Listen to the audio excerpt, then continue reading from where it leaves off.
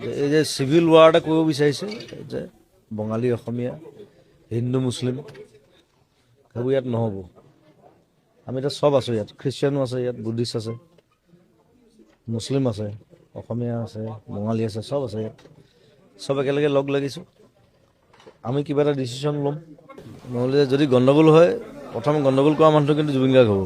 সেইকাৰণে যে লংকাত যি যায় সি ৰাৱণে হৈ যায়, সেইটো বিশ্বাস কৰি লাভ নাই।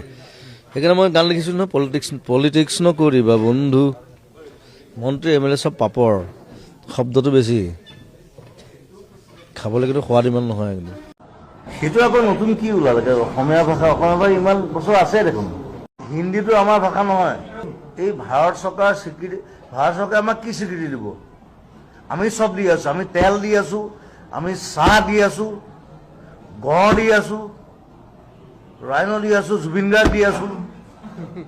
হা? Who the hell you are? We are more modern than you. আমাৰ প্ৰাইম মিনিষ্টাৰ এতিয়ালৈকে ইংলিছ ক'ব নাজানে। That's it. মোৰ কোনো জাতি নাই, মোৰ কোনো ধৰ্ম নাই। কি হ'ল? চিনেমা নহয়, এইটো ৰিয়েলিটি হয়।